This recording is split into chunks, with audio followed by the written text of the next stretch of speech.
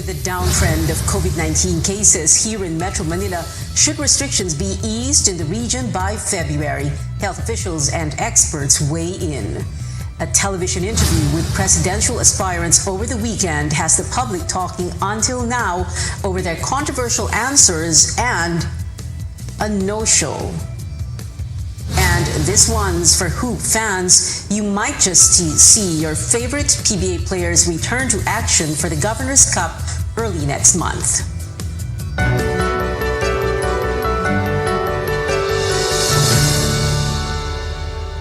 The Health Department confirms COVID-19 cases in Metro Manila have already peaked, with the cases projected to decline further. Is it possible to place the region under a more relaxed alert level next month? Caroline Bonkin tells us what health officials think. Daily COVID-19 infections in Metro Manila dramatically rose from only 90 on December 23rd to 3,359 on January 2nd, to a record high 18,700 by January 10th. Independent research group Octa says this is the peak or the highest number of cases in this surge. As quickly as they spiked, the numbers in Metro Manila were substantially down to only 5,400 on January 23rd. And the Health Department is now confirming COVID-19 cases in the region are on the decline. But we are still very cautious because we know that there are a lot of individuals that are using antigen tests at home and even in the local governments that are not being reported to the DOH. And also there are a lot of individuals currently who are sick, opts to isolate and without being tested. In NCR, we're roughly seeing the same similar pattern with South Africa. It was a rapid increase followed by a decrease. Almost as rapid, but not as rapid. Ganun din sa NCR, we saw a rapid increase followed by a decrease. In addition, Octa says cases in neighboring Bulacan, Rizal, and Cavite are also going down. On the other hand, Angeles, Lucena, Olongapo, Baguio, and Cebu cities are nearing the peak. And cases could still go up in other provinces. Patterns will probably follow in general, pero each region has unique properties, different vaccine coverage. Kasi isang factor dito yung vaccine coverage, isang factor yung mobility, yung alert level. Octa projects COVID-19 cases in Metro Manila may decline to 1,000 by Valentine's Day and to less than 500 a day by end of February. And this wave of infection might end by March or April. Despite this upbeat outlook, the Health Department says it is not yet inclined to recommend easing restrictions in Metro Manila. We will need to review the metrics. Hopefully, lahat ng ginagawa natin ay nagiging epektibo at sana maging tagumpay para talaga maibaba natin to 3 or double-digit cases ang kamahinilaan para matibay ang batayan for de-escalating to alert level 2. Kung nasa 2,000 cases per day pa tayo by first week of February, baka masyado pang premature na ibaba agad to alert level 2. Mas mabuting siguraduhin na nating bumaba at bumagsak na yung bilang ng kaso tulad na nakita natin noong October to November to December, siguro bago tayo magluwag. The IATF is meeting on January 27th to decide on alert levels in Metro Manila and the rest of the country. Aside from the number of cases, the government is also monitoring hospital care use, infection rate, and the number of people infected per 100,000 population. Caroline Bonkin, CNN Philippines. The 5-day vaccine drive for commuters and drivers kicked off at a public transport terminal in Parañaque today. The initiative aims to bring vaccination sites closer to the public. Chrissy Di Matulak brings us up to speed. The government is wrapping up its vaccination drive for the country to achieve herd immunity. The Transportation Department, the Metropolitan Manila Development Authority, and the Health Department have all teamed up with the Parañaque Integrated Terminal Exchange for the vaccination of commuters and drivers of public transport in the terminal. The We Vax as One mobile vaccination drive for commuters and transport workers will run for 5 days from today, January 24 to 28. AstraZeneca's COVID-19 vaccine is administered as first, second, and booster doses. Just by placing this this station sa mga strategic area na very convenient sa ating mga kababayan, mas lalong ma-encourage sila magpapakuna ng mabilisan, no? At nakita mo, ang bilis lang, wala pang 5 minutes tapos kagad ang proseso. Dadamihan pa po namin ito. Pauwi na ako ng Bacoor, as may libre daw. Tsaka hindi pa ako naka-schedule doon sa Bacoor, kaya dito na lang po ako nagpa-booster. The mobile vaccination drive aims to inoculate 500 individuals per day.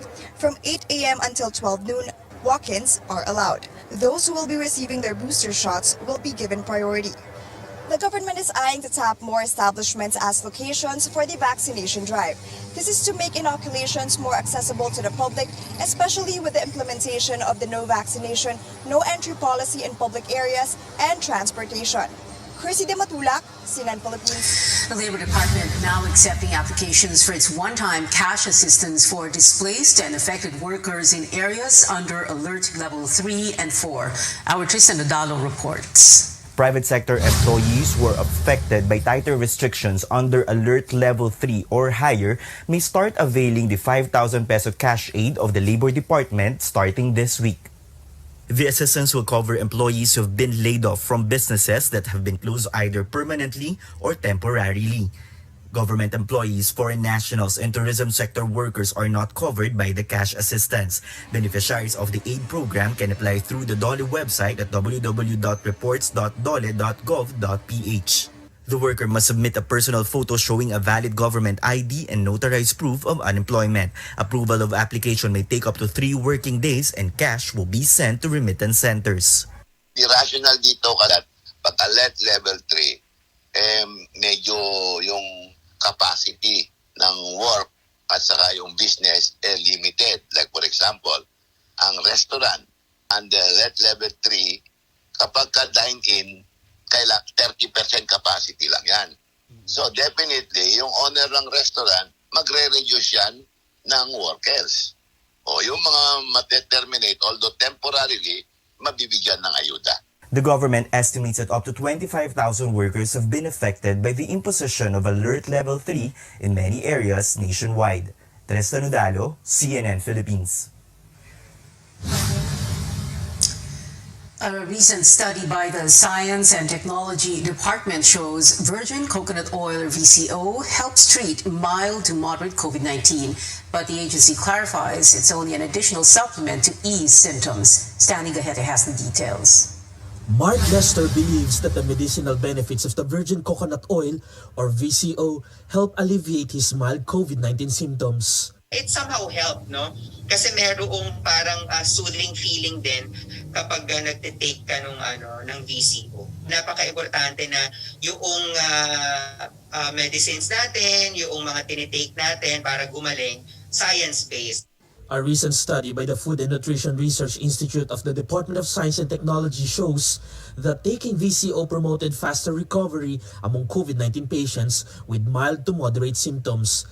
The study says VCO significantly lowers the C-reactive protein or CRP, which is a biomarker for inflammation and infection. Ngayon, yung mga nag-perform sa amin ng clinical trials, halimbawa yan sa VCO, ay nakikipag-usap sila sa kanilang counterpart researchers sa ibang bansa na subukang magkaroon din sila ng trials. Tapos maraming ebidensya at trials ay mas magandang makakumbinse sa scientific community. In the study, mild symptoms in 18% or 7 out of 39 COVID-19 patients who took VCO began to ease at day 2. Signs and symptoms of all patients had disappeared at day 14. Meanwhile, all patients who did not take VCO were cleared of COVID symptoms only at day 26. Ang aming ine-emphasize, ito ay adjunctive therapy or makadadagdag sa pagpapabilis ng resolution ng symptoms at sa pagbaba noong marker ng infection.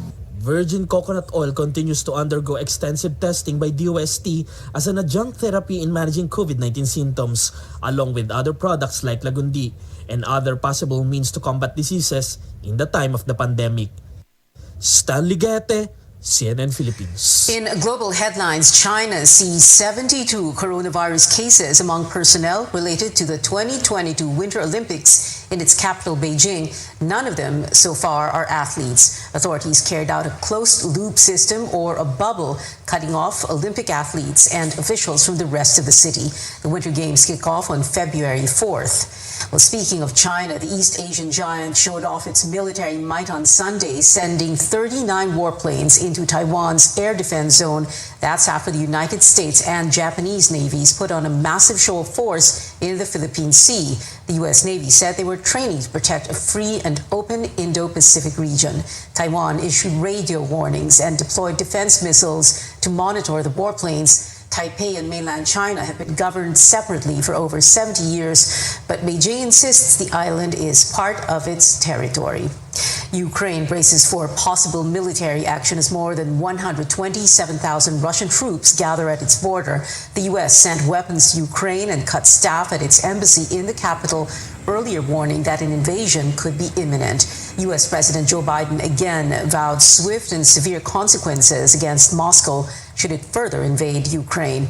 Amid growing tensions, Pope Francis called for January 26th to be a day of prayer for peace. Presidential aspirant Bongbong Marcos says he will not disclose his SALN or statement of assets, liabilities, and net worth if he wins in the 2022 polls. And the Philippine Basketball Association Board agrees to resume the Governor's Cup next month, weeks after suspending games because of COVID-19. Details next.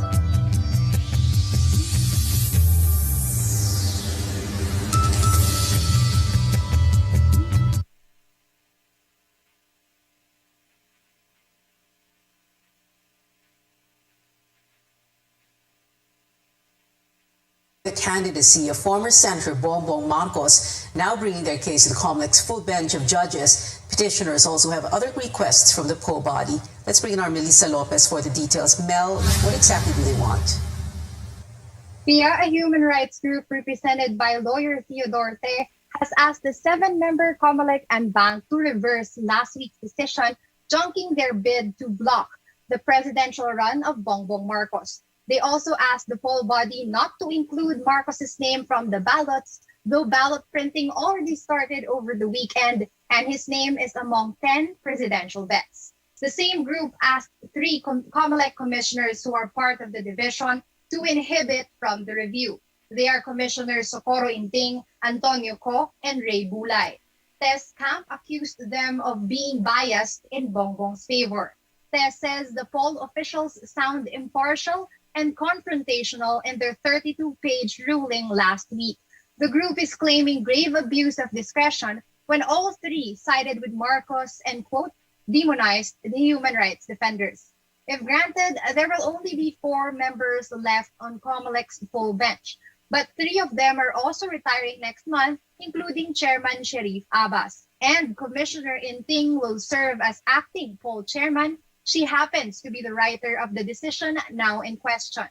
Tess Camp also argues that the division was wrong to say that Marcos can run because the Court of Appeals did not impose upon him a perpetual ban from holding any government post.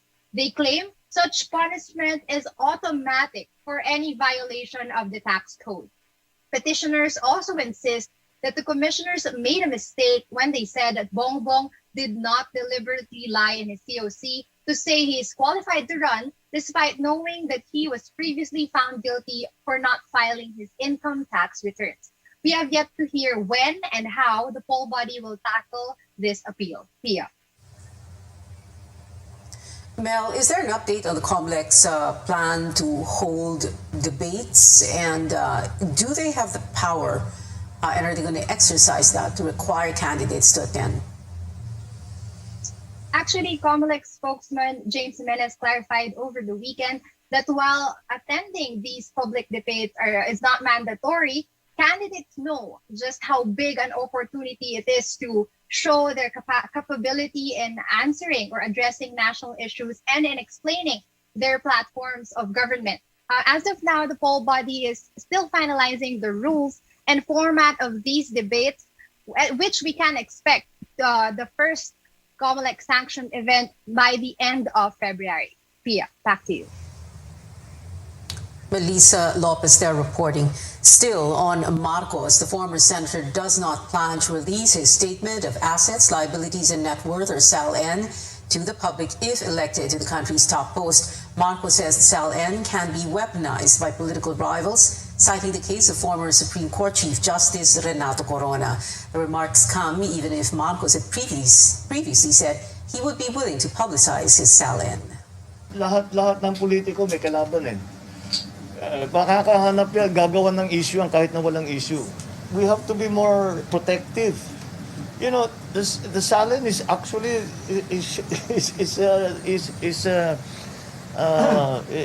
it shows exactly what your economic activity has been pretty much for all your life.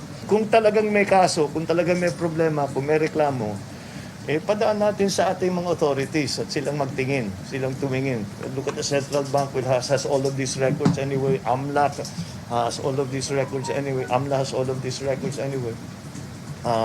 If you take it to court, then the court will be allowed to look at all of the SALN and examine it properly.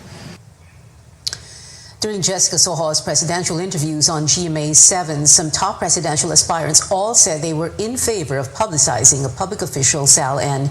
Labor leader Calyodi de Guzman also says refusing to release one SALN is a betrayal to the public. Meanwhile, Senator Ping Lacson explained why he described President Duterte as sayang. During that interview, Lacson said the Duterte administration did not succeed in three of its key advocacies: the war on drugs, fight against corruption, and assertion of the country's sovereignty over the West Philippine Sea. Vice President Leni Robredo reminding her fellow aspirants they should not be afraid of facing tough questions and criticism because the public has the right to know the answers. Marcos declined to attend Jessica Sojo's interviews, claiming the multi-awarded journalist is biased, a statement that GMA 7 had rejected. Senator Manny Pacquiao says he is grateful after Robredo said she would vote for him if he was not running in the 2022 race. He adds he and Robredo have the same goal of lifting the country from poverty despite having different platforms and views. And Manila Mayor Isko Moreno admitted in the interview he kept 50 million pesos in campaign donations during his 2016 senatorial bid, but he said he paid taxes for these funds. He says he did not commit violations. I'm sorry, that's a repetition of the previous paragraph. Let's move on to other stories now. Veteran lawmakers weigh in on pressing matters to show why they're worthy of a Senate comeback. Our senior correspondent and anchor Ruth Cabal sat down with three hopefuls in CNN Philippines Senatorial Forum. Beige Javier gives us the highlights. From former Senate colleagues to fellow aspirants in the 2022 national elections, re-electionist Richard Gordon and aspiring returnees Cheese Escudero and J.V. Ejercito made their case in the second CNN Philippines Senatorial Forum. The veteran lawmakers were on the same page in several key issues, like giving our health workers more. Kung may batas man na gagawin, dapat isaklaw o isama ang temporary job order at contractual workers. Itaas natin ang kanilang kompensasyon o benefits ginagarantiyan ng Universal Healthcare Law. Dapat meron silang talaga mga break times na dapat talaga hindi ibababa doon. Kailangan dagdagan natin ang sweldo, kailangan dagdagan ng doctors. The country also faces a potential power crisis with the near depletion of the Malampaya gas field. The senatorial aspirants believe it's about time to reconsider reviving the Bataan nuclear plant. Neutral ako sa teknolohiyang importante lamang, ligtas ito, kayang bayaran ng sambayan ng Pilipino at makakatugon sa problema. Kaya ngayon pa lang, dapat tutukan na yan. Dapat tingnan natin ang cost-benefit analysis, makakabuti ba yan? Kung dating sa nuclear plant, I'm in favor of it in terms of magagamit natin yan. And nuclear energy ay mababa po ang cost, halos kalahati lamang. So it's about time we reconsider No? Look into it, tignan muna natin. But of course, safety is the priority. More than 5 years since the country won the arbitral ruling over the South China Sea dispute, China remains defiant. Ejercito, Escudero, and Gordon believe the Philippines cannot enforce the Hague decision on its own. We can have forged alliances with Australia, United States, Japan, ASEAN neighbors in trying to maintain a zone of peace and free travel. We cannot deal with China one-on-one. Kailangan kasama natin ang ASEAN, kailangan kasama natin ang ibang bansa. And for security purposes, dapat talaga meron tayong alliances. Arbitral ruling ay hindi lamang laban sa interes ng China. Yan ang pangunahing rason kung kaya't mahihirapan tayong kumbinsihan ang ibang ASEAN countries. But while united in several issues, they were divided in some, like the Duterte administration's war on drugs, where only Ejercito was in favor. When asked what would be on their agenda if they returned to the Senate, here's what they had to say. Kung kaya diyan po ako nagpasya na ako'y tumakbo muli sa Senado para talaga tapusin po ang UAC para mas maging pakipakinabang sa ating mga kababayan. Pangunahing tututukan ko ang pagtugon sa pandemya, pagbibigay laya at mas malaking kakayahan para sa mga lokal na pamahalaan. Yung RICH Bill, Regional Infrastructure Investment Coordinating Hub, na kung saan pagsasakasamahin natin yung mga lugar katulad sa Negros Island, Tapanay Island, doon sa mga regions, para sila mismo makakapag-imbita ng investments. The weekly senatorial forums aim to educate voters and give hopefuls a voice ahead of the elections. Aspirants can make their case, while Filipinos decide whether or not these leaders deserve a vote. Paige Javier, CNN Philippines. Catch the replay of the senatorial forum later at 8, only here on CNN Philippines. Now, the armed forces took huge strides toward modernization right before 2021 ended. David Santos tells us about the arrival of new defense assets and the acquisition of more big-ticket items for the Army. The armed forces ending 2021 with a bang, literally and figuratively. The Army getting 15 new armored mortar carriers or AMCs late December. Sourced from Israel, the AMCs are equipped with 120mm mortar systems. They're part of the mounted mortar acquisition project to expand the Army's fire support assets that will eventually include light tanks. We're very fortunate that even before the pandemic, the procurement process was already completed. So we're just awaiting for the delivery of the projects. Most of the Army's close to 500 armored assets are spread all over, except in Palawan, which is under the Navy's watch. This capability demonstration here in Tarlac gives us a first-hand experience on the many assets that the Armored Division of the Philippine Army used in their different operations all over the country, specifically in Mindanao, but more particularly during the Marawi siege. The armored carriers figured prominently during the 2017 battle in Marawi. The Defense Department recently announcing it is buying shore-based anti-ship missiles to help defend the nation's maritime borders. It will be supplied by BrahMos Aerospace of the Indian government, the deal worth 19 billion pesos. And with just months left in office, the Duterte administration also pushing for more big-ticket items. The DND signing the contract for 2 corvettes worth 28 billion from the same South Korean company behind the controversial 18 billion peso frigates. There is also funding for 6 offshore patrol vessels to be built by an Australian company worth 30 billion. President Duterte also approving to buy 32 additional Black Hawks from Poland with a price tag of 32 billion. This is aside from new Air Force assets that include 6 attack helicopters from Turkey worth 13 billion pesos.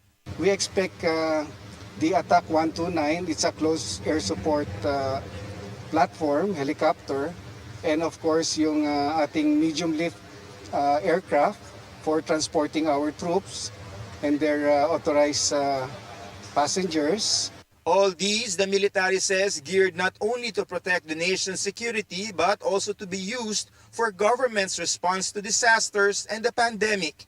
David Santos, CNN Philippines. Coming up on Newsnight, updates on the much-awaited Miss World pageant with the announcement of the top 40 list. And Adele tries to heal fans' heartbreak after rescheduling shows through a surprise over the phone. Details when we return.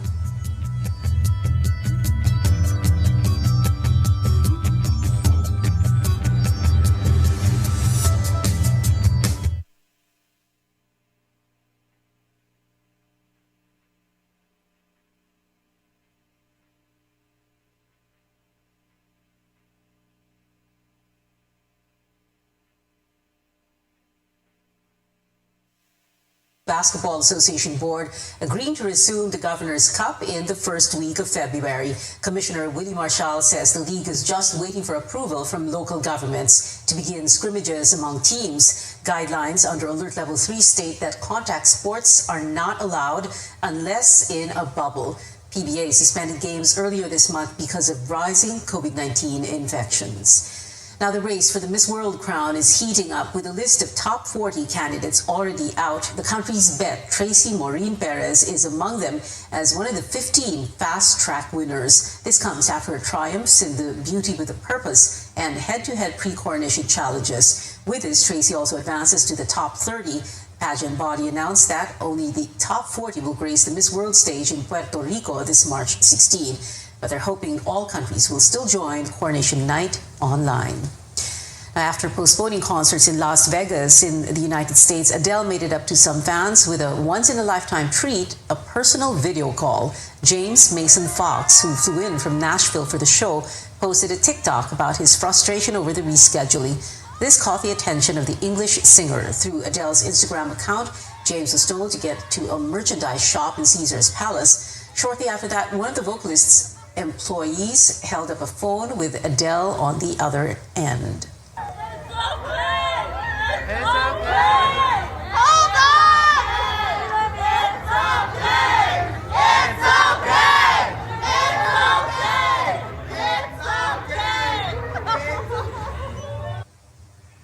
Adele shows under her Las Vegas residency were moved because of COVID-19 cases among her team.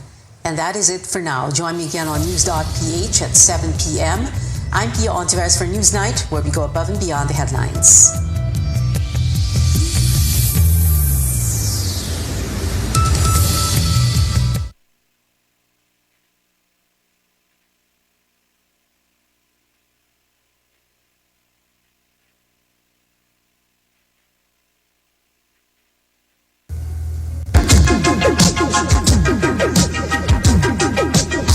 RPN, Radio Philippines Network Incorporated, DXKO. 13.68 sa dial sa inyong radyo. RPN DXKO, ang Radyo Ronda dili sa Lagbayan sa Cagayan de Oro. Sibiyahan na may galaon sa katawhan, andang na serbisyo sa tanan. Ang RPN DXKO Radyo Ronda sakop sa KBP, kapisanan ng mga broadcaster ng Pilipinas.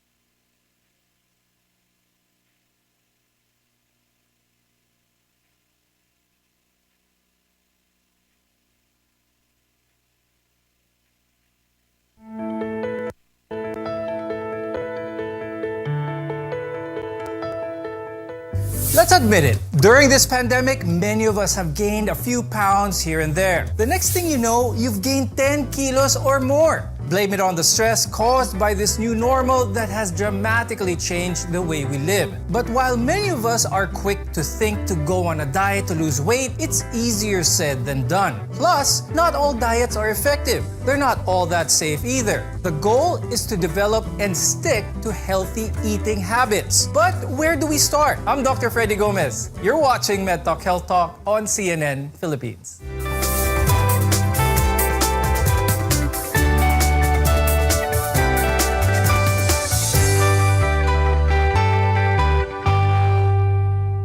While food intake and exercise are key components of weight loss, hormones and metabolism play a major role in all of this. This is why it's important to seek medical advice before going on a diet. Joining us on the program today are Dr. Jan Di Pasupil. He's a lifestyle and obesity medicine specialist from the Medical City Ortigas. Also with us is Dr. Maricar Esculto Can.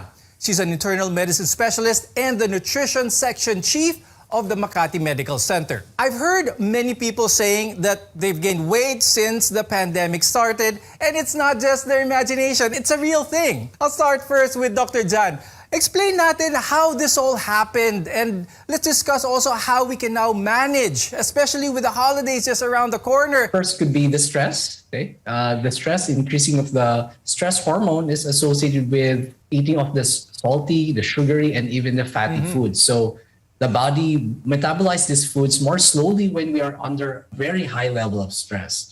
In addition to that, it would increase the belly fat or the abdominal fat that puts the people at risk of metabolic diseases. The second one is the reduced physical activity. Because we are sitting more, we are working from home, and then we are moving less. That's why we have lost the muscle mass and then we have gained fat. The third is the new normal lifestyle. Due to the COVID-19 restrictions, we have discovered taking advantage of the food deliveries because it's accessible and convenient. So we are ordering fast foods and even desserts instead of cooking our meals or cooking healthy foods. And then the fourth one, and I believe a lot of us have been doing this one, is the midnight activities. So we binge watching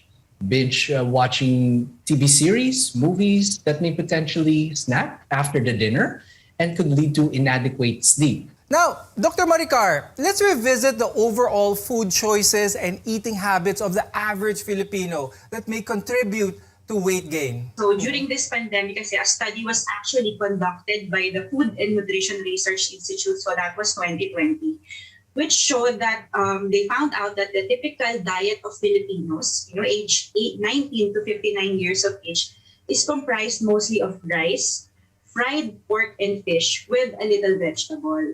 So carbohydrates and fat, we know that when eaten in excessive amounts, coupled with the decrease in physical activity that happened to us during this pandemic. So you have decreased energy expenditure. So it's actually a formula for weight gain. A positive energy intake and low energy expenditure. So that's your recipe for weight gain. For some other people, they've turned to a very popular health and fitness trend to lose weight, and that is intermittent fasting. Dr. Jan, explain natin sa mga viewers kung ano ba yung intermittent fasting. It's a dietary pattern. So that is the cycle between the brief periods of fasting with either no food or there is a significant calorie reduction. And that would be the periods of unrestricted eating. So the principle is like after hours without food, okay, the body is exhausting its sugar stores. And this would be the time that it would start burning off the fat. And this is somehow referred to the metabolic switching. A lot of Filipinos really have ingrained in their system that kailangan breakfast, lunch, dinner. That's the normal. It may be merienda pa in between lunch and dinner. So what you're saying that it is okay to have less meals in a day? The body is completely healthy with having less meals? Yes, you could have less of the meals. Of course, you have to consider the right kinds of foods. Right? Eating of the complex carbohydrates instead of the refined carbohydrates. So those are some things that you have to consider when you are going to have a healthy eating. There are different intermittent fasting methods. Now let's talk about those and explain when does one work better over the other, Dr. Jan? Okay, there are three intermittent fasting. The first is the alternate day fasting. So there will be alternating between days of no food restriction with days consisting of one meal that provides about 25% of the daily caloric needs. So example, Monday, Wednesday, and Friday, this consists of your fasting days, while the Tuesday, Thursday, and then your Saturday will be your alternate days with no food restriction. The second type is the whole day fasting. So it's 1 to 2 days per week of complete fasting or up to the 25% of the daily caloric needs. So you could still eat a little bit but with no restriction on the other days. The most popular type of intermittent fasting is the time-restricted feeding. Okay, so it follows a meal plan each day with a designated time frame for fasting. So we have heard about the 16-8 kind of time-restricting or time-restricted intermittent fasting. That means meals are eaten from 8 a.m. to 3 p.m. and with fasting during the remaining hours of the day. Usually that would be 16 hours. I'd like to ask Dr. Maricar, can you have coffee, for example, or some soup broth or water even? What are some of the do's and don'ts pagdating sa intermittent fasting? Usually, you're allowed to have intake of non-calorie containing food items. That includes your coffee and your clear broth. Okay, so in terms of the do's and don'ts, so we always remind that even if you're doing the intermittent fasting, you need to make sure that you still meet your required protein and micronutrient requirements. Okay, so including fruits, vegetables, and high quality protein during the feast hours. So yun yung reverse kasi niya, the fast and the feast hours. And at the same time, you should also be cautious of the total intake during the feast hours. When we return, we'll talk more about how intermittent fasting works, what happens to the body when you fast, and how it helps with weight loss, among other things. MedTalk Health Talk is your partner in healthcare. We'll be back after a short break, so stay with us.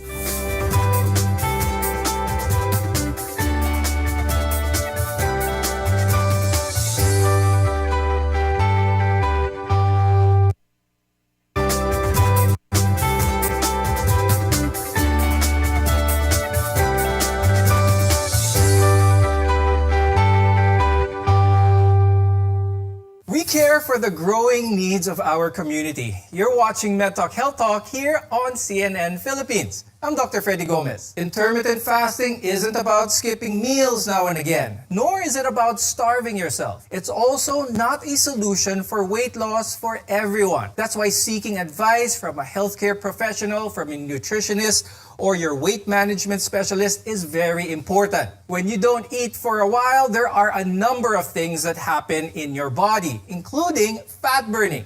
Dr. Jan, let's explain that. For the people who are intermittent fasting, okay, so when they follow that 16-8 hour of fasting or that kind of IF, the people who have fasted for at least 16 hours, they show a fat loss, okay?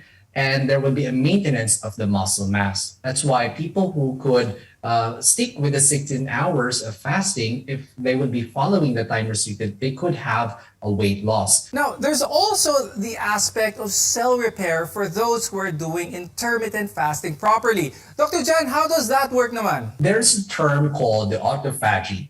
So it's a process of removing the old cells, repairing the damaged cells, and replacing it with new and healthier ones. So with this cell repair, it will prevent the toxin accumulation in the damaged cell and removing the harmful material and somehow preventing the infected cells from gathering. Now, I'd like to turn to some of the most common diet mistakes naman. First is one food wonders with instant results. Dr. Maricar, dito naman tayo. There are diets out there that call for several things, for eating maybe only cabbage or drinking only vegetable juice. What are your thoughts on this? Actually, Doc Freddy, those diet plans that you have mentioned are called fad diets. Okay, so what are fad diets? They are usually short-term popular diets that promise dramatic weight loss results. Okay, so a typical characteristic of fad diets is the over-restriction of certain important macronutrients in the diet that may have detrimental effects in the body. Okay, so some fad diets even require the client to purchase certain products or supplements. So sadly, fad diets take advantage of a person's desire for a quick fix, okay, and use it as a marketing strategy.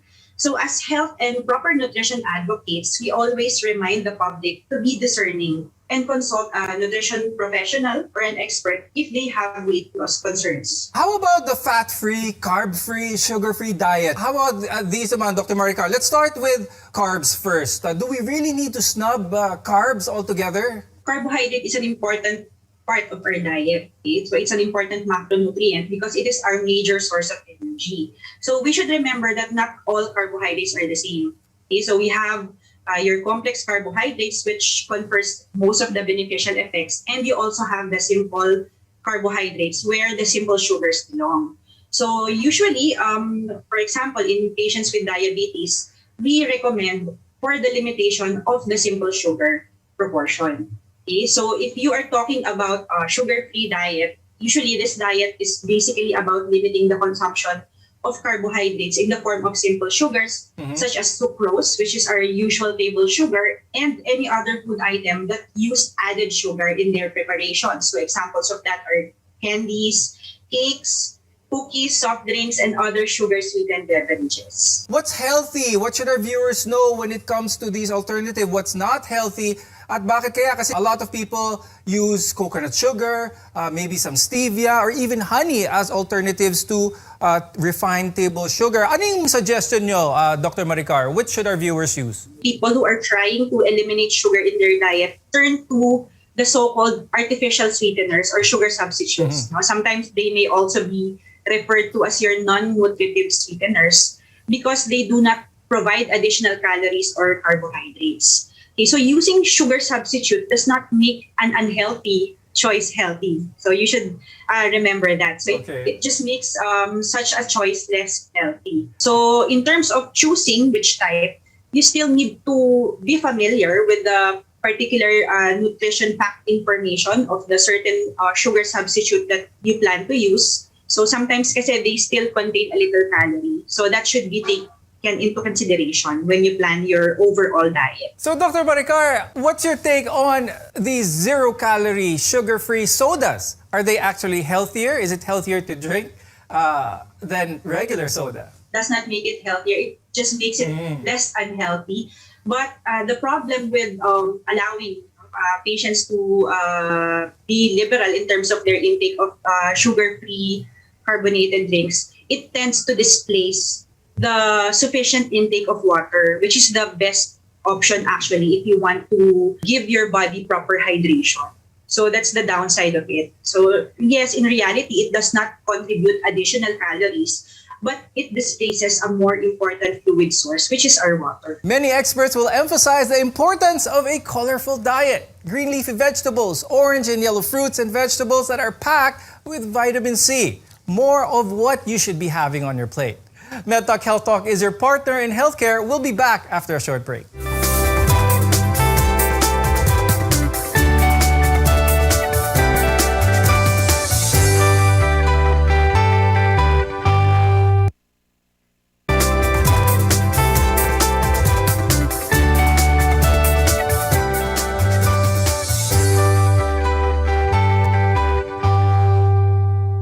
Welcome back to MedTalk Health Talk, where caring is our calling. I'm Dr. Freddy Gomez. Sabi nga nila, you are what you eat, and eating healthy means you stay healthy. We've learned so much about healthy eating from our younger years, and it might be worth reviewing. A colorful diet apparently is a nice way to look at it. Dr. John, tell us more about this. How can we make this a part of our day-to-day, having that nice colorful diet? Eating of their fruits, their vegetables of different colors every day. So there's this red, the yellow, the green, even the blue or purple kinds of fruits and vegetables, like the fruits, red fruits and vegetables, such as the tomatoes, the strawberries, the red beans. These are packed with vitamins A, C, and then potassiums. Next is the yellow and the orange fruits and vegetables. Examples would be carrots, the peaches, the squash, also loaded with vitamin C and vitamin A. For the green color, that would be your leafy vegetables, your broccoli, your cauliflower, and this would be heart protective too. And we also have this particular antioxidant like your glucosinolates that may lower the risk of certain cancer. While the fourth one, which is the blue or even the purple fruits and vegetables, including these cranberries, the grapes, the raisins, and even the eggplants, may help in boosting our urinary tract health, even the memory, and somehow promote the healthy aging through this specific anthocyanin antioxidant. Dr. Maricar, what's the real deal on the number of times that we should be eating on any given day? Weight gain is not necessarily affected by how frequent you eat. It is affected more by how much you eat.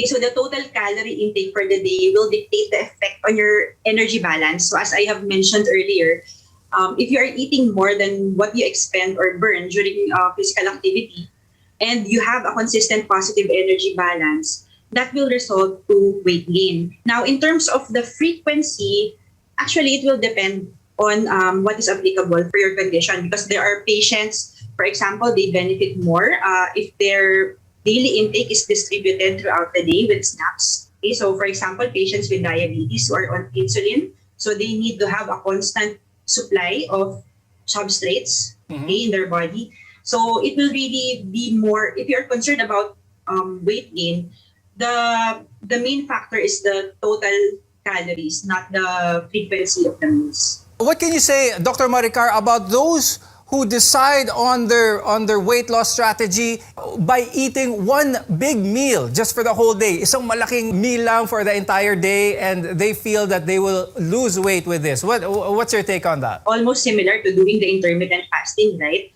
So we should be vigilant in terms of looking out for patients who are prone to have eating disorders. No? Kasi usually, those who practice that style of eating, so they are the ones who are prone to have eating disorders. So you should do a thorough counseling with them. So you should explain to them the importance of eating a more balanced diet that is distributed throughout the day. Exercise is another strategy to healthy weight loss. Aside from shedding those unwanted pounds, exercise has other health benefits as well. Dr. John, let's talk about all these good things that happen in the body when we are eating healthy and being active at the same time. In addition to healthy eating, we definitely need to move. Okay, but before we go to the benefits, I think we have to first define what is the difference or differentiate exercise from physical activity. Because Filipinos, when they think about exercise, naku, ang hirap niyan. So when you say exercise, it's a subset. So it's a component of the physical activity that is planned, structured, and even repetitive movements to improve or maintain our fitness. But when you say physical activity, it's any bodily movement that's produced by the muscle requiring energy so you could burn calories. Okay, so what are examples of the physical activity? General gardening, okay, household chores, cleaning your car, okay, or maybe your collections. Well, you say exercise, these are jogging. This could be your push-ups, planking, and so on. So there are numerous benefits of exercise or physical activity. First, it may help keeping your weight off. Okay, even if you have been doing your right diet, let's say you have going for an OMAD, there would be a time that there would be a weight plateau. So your body would be able to adapt to that kind of eating, and so you won't be able to lose more weight. So you need additional help by moving. Next, it would reduce the risk of heart diseases. It would manage your blood sugar levels. It would lower your cholesterol levels, even the inflammation levels. It may protect our liver and somehow improve our mental health. So there are a lot of benefits of exercise or maybe physical activity. Thank you, lifestyle medicine specialist Dr. John D. Pasupil and clinical nutritionist Dr. Maricar Esculto-Can. We appreciate your time in joining us on today's episode. Choose well and choose to be healthy. I'm Dr. Freddy Gomez, and thank you for watching MedTalk Health Talk on CNN Philippines.